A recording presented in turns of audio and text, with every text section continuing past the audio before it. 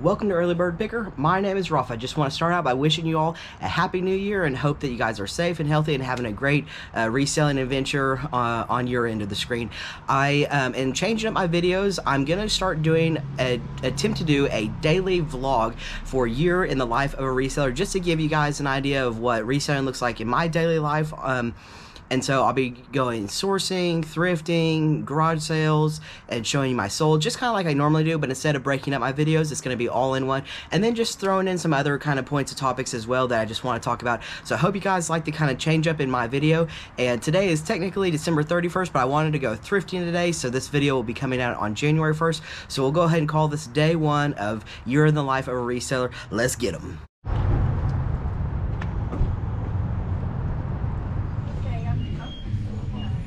Found some Merrills here, but lately I have not been doing well with Merrills, so honestly I'm going to leave these behind. These are not in great shape anyway. This one's missing the laces, and let's see, I don't want too much for these, but I just don't think they're in nice enough condition to resell. Anytime I see these duck boots, I have to make sure they're not Sperry. I was blanking on the name. LL Bean and Sperry duck boots I like reselling, but these right here, just kind of like a no name, no brand, not worth it. So it's a strikeout of this Goodwill, but with my new style of doing a vlog, I want to show you guys pretty much every win I have and every loss I have too, just to give a really realistic look into a year of life of a reseller. And a lot of days look like this, where you go into a Goodwill or a thrift store and you just come out with nothing, and that's just the reality of it. And so I will say today is, since it's New Year's Eve, I think they're doing like a 25 or 50% discount, and so there's just, the store is really crowded and packed more so than normal, and so I think that it's just really picked over today. All right, let's hit up our second Goodwill. Here we go.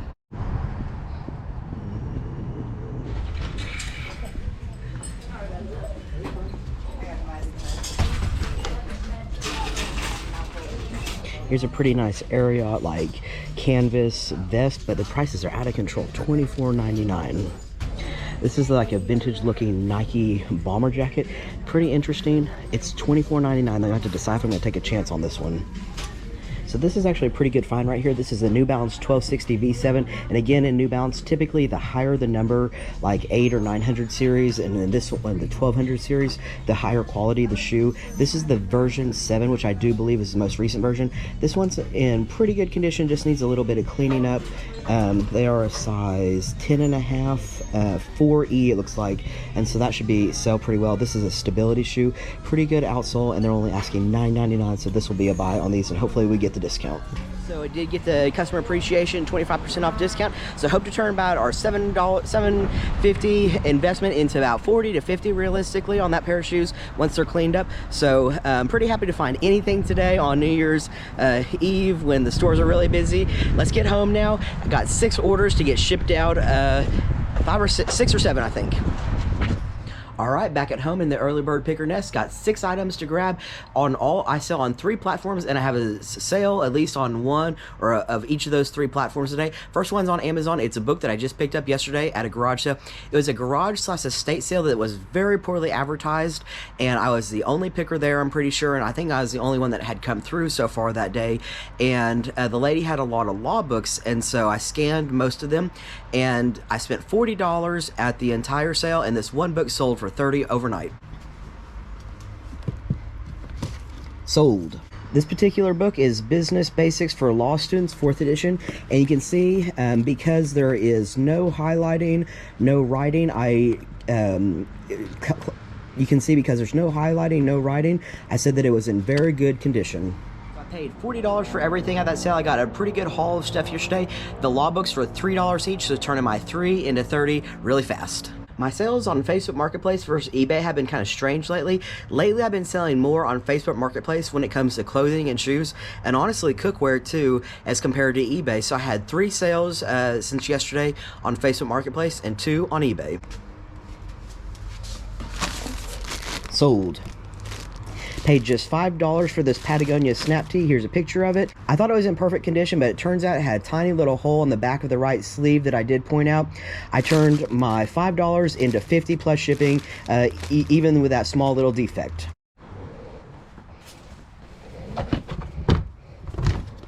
I picked up 2 pair of Nike Shox yesterday. Sold.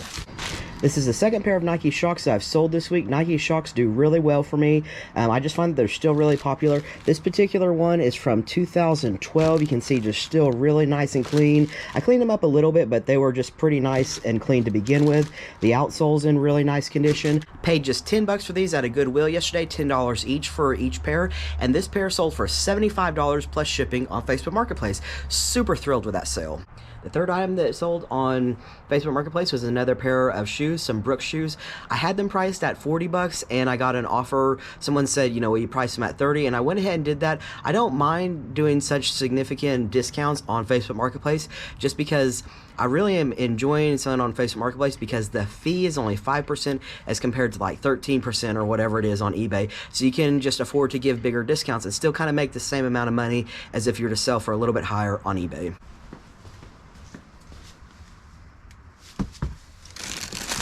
Sold. This is the Brooks Glycerin 18. The Brooks Glycerin is pretty much the highest neutral shoe that Brooks makes. It's like $150 MSRP. You can see this one's in pretty good condition. The outsole has some wear in the forefoot, but the upper is in really nice condition. The midsole's in really nice condition. Like I said, I paid $10 for these and got $30 for them plus shipping. I find that while Brooks is the #1 running specialty brand, I just think the market is flooded with them. I just never get as high sales price as I'd like to, because considering this is a $150 shoe at retail, I just would expect to hopefully get like 50 or 60 for it. But I find when it comes to selling Brooks do sell through really well. But for me personally, I just have to take a lower price. This has been a heavy shoe sales day. The next two sales on eBay are both shoes, a good and a bad. And since I'm doing a vlog style of year in the life of the reseller, I just want to show you the good and the bad. So one good sale and one not so good sale. Sold. I feel like I said just earlier in this video that I don't do very well with Merrell, but I did have a sale on Merrell today, so guess I can't say that anymore. This is the Merrell, I think, Versatrail, and I paid just $6 for it. It sold for $29 plus shipping. You can see pretty good overall condition, and it is a size 15, and it sold really fast. I was surprised how fast it sold considering it's such a big size. Next, I almost freaked out because I didn't realize I had a Reebok bin. I was just looking in the R's and I could not find these shoes. The next thing that sold are some Reebok shoes, Reebok CrossFit shoes. Sold. This is a pair of Reebok CrossFit shoes in pretty good overall condition. You can see the upper's in nice condition, the outsole's in nice condition. Reebok CrossFit shoes are pretty expensive to start with at MSRP, and so I'm surprised that I'm just going to stop picking them up. For me, they do not sell well. I only had $6 into these shoes, but they only sold for $3 plus shipping. The reason I sold them for such a low amount is because I've had them listed for a really long time, and it used to be whenever I had stuff listed for a really long time and I'd lower the price, these got down to $5 and I had someone interested in them, and so I sent them an offer of $3. It used to be when they got down to that low, I would just take them out of my store and I would donate them back to like a Goodwill or the House store by me. But lately I've been making sales for really just low dollars. To me it makes sense because the Facebook or the eBay algorithm, Cassini, likes sales. The more sales that you have, the more I think that it promotes your store. And so even if I'm selling these at a loss, or even if it's costing me a little bit of money, I still think the spike that I get in the algorithm is worth it. I'm probably not losing any money other than my initial investment, but it's not like it's costing me money to sell them, is what I mean on that. And so for me, it's worth selling these at $3. It's worth taking the time to ship them so I can get that little bit of algorithm bump on eBay. I wanted to share with you guys what I thought was a brilliant idea that turned into a pretty bad mistake with reselling. With it being wintertime in Oklahoma and just way fewer garage sales, I was just looking for different ways to source. And so I've done the highbid.com for auctions online, but I had this idea that I was thinking, I know that Goodwill sells things online, so I thought I'd try that, and it's ShopGoodwill.com, and interestingly enough, it's all auction. I think they actually do have a little bit of buy it now, but for the most part, for things that I'm interested in, like shoes and like vintage t-shirts, it's auction. And I was really surprised to see it's a really thriving like website. It almost feels like it's as active as eBay. The prices that things go for seem like just as high. I was hoping to get on there and just do like some arbitrage and scoop things up at a really good price. And so I was looking at shoes, of course, in particular, and I came across like a lot of different shoes that were going for really high, like the bid on them was really high, and so there was no money to be made. But I came across these Gary Berger, they're like wading shoes. You can see I did buy them. They're in really, really nice condition. The leather, it just looks like a really well-made boot. And it's a felt bottom boot, and so you can see the bottom of them is felt, and so they're for wading, like fishing, I guess. This is the second time I've made a mistake with a felt bottom shoe. The first time I bought a felt bottom shoe was at a garage sale, and I just didn't notice the felt was coming off. Not a big deal, because I paid like $5 for them. This pair right here, I think I paid like $12 in shipping, and then maybe like $15 for the pair of boots. And I thought it wasn't going to be a major major profit, but I was hoping to double my money, so I paid about $25 or $27. I was hoping to sell them for between like anywhere from $50 to $75. More than anything, I was just kind of wanting the experience of trying ShopGoodwill.com. Well, anyway, so I think, like I said, I think I got these for $15. The bid on them wasn't near as high as a lot of the other shoes, and I thought, okay, I finally found a pair that I can make some money on. They're made in USA, really nice quality. When they showed up and I went to list them, there's no size on them, no size whatsoever. No tag right there, nothing on the inside. What's more, no removable insole.